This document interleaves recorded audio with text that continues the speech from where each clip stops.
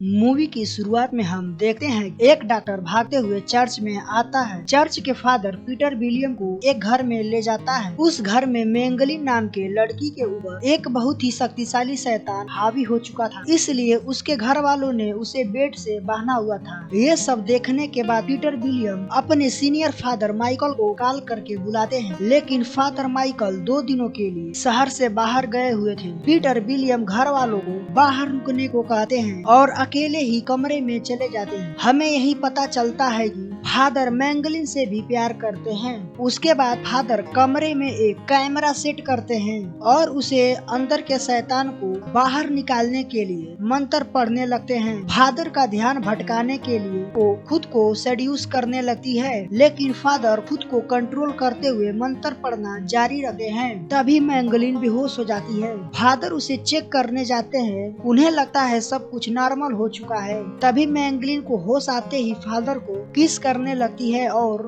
Father भी उसके साथ एस्टिमेट हो जाते हैं। ये सारा मोमेंट कैमरे में रिकॉर्ड हो रहा है। उसके बाद हमें अगला सीन 18 साल बाद एक जेल में दिखाया जाता है, जहां एक गार्ड कैदियों को खाना खिला रहा था। एक कमरे में जूठा प्लेट निकालने जाता है, तभी वो कैदी गार्ड की उंगली काट कर खा लेता है। उसके बाद पीटर विलियम को देखते हैं जो गरीबों में खाना बांट रहे थे। तभी वहाँ एक औरत आती है, उन्हें अपने घर ले जाती है। उसका बेटा फिलिप बहुत ही बीमार था। फादर उसे चेक करके बताते हैं इसके ऊपर कोई भी साया नहीं है। फादर उसे हॉस्पिटल लेकर जाते हैं। डॉक्टर बताता है कि यह बच्चा बहुत ही खतरनाक बीमारी से पीड़ित है और हमारे पास इसका इलाज भी नहीं है। इसी वजह से अब तक कई बच्चों की जाने जा चुकी है। तब वहाँ फादर को एहसास हो जाता है उसने जो 18 साल पहले मैंगलिन के साथ एस्टिमेट होकर गलती की है, उसी का यह परिणाम है। फादर अपने पापों को प्रायश्चित करने के लिए अपने लीडर सीनियर फादर के पास जाते हैं और मैंगलिन का टेप रिकॉर्डर देने का सोचते हैं। तभी उन्हें सीनियर फादर फंड का कुछ पैसा दे देते हैं, जिसे देखने के बाद फादर टेप को अपने पास ही रख लेते हैं। एक रात जब फादर अपने गुनाहों की माफी मांग रहे थे, तभी उन्हें चर्च से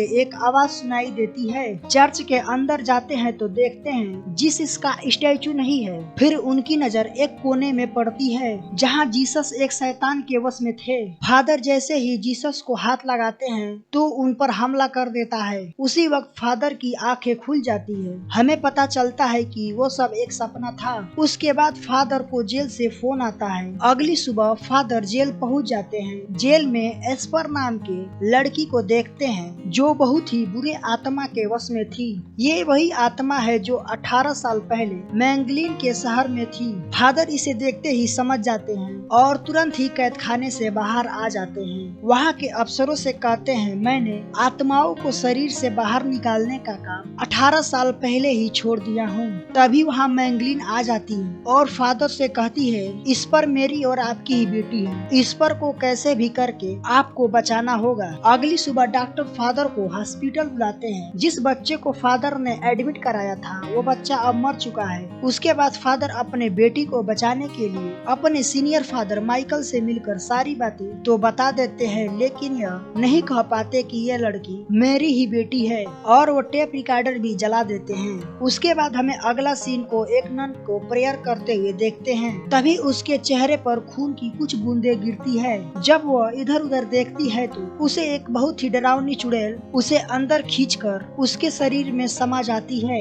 चुड़ैल को मारने के बाद पीटर विलियम आकर उसे बचा लेते हैं। कुछ देर बाद चुड़ैलों ने मिलकर पीटर विलियम को बंदी बना लिया था। इस पर विलियम के अंदर भगवान को निकालने की कोशिश करती है, लेकिन विलियम अपने गुनाहों को स्वीकार कर लिया था, जिससे जीसस की श्रद्धा और बढ़ चुकी थी। विलियम उस चुड़ैल से अपने बेटी को छोड़ने के लिए कहते हैं। चुड़ैल विलियम को आगे एक शर्त रखती है, जिसमें चुड़ैल कहती है तुम्हारी बेटी चाहिए या ये अनाथ बच्चे, तुम दोनों में से किसी एक को स्वीकार करोगे। उसके बाद हमें कुछ दिन आगे का सीन दिखाया जाता है, जहाँ सीनियर फादर आते हैं और विलियम से कहते हैं जीसस ने तुम्हारी गलती माफ कर दी है, उसके साथ तुम्हारी शक्तियों को वापस भी लौटा दिए हैं और यह कहानी यही खत्म हो जाती है। अगर हमारे चैनल पर पहली बार आए हैं तो सब्सक्राइब करना ना भूलें।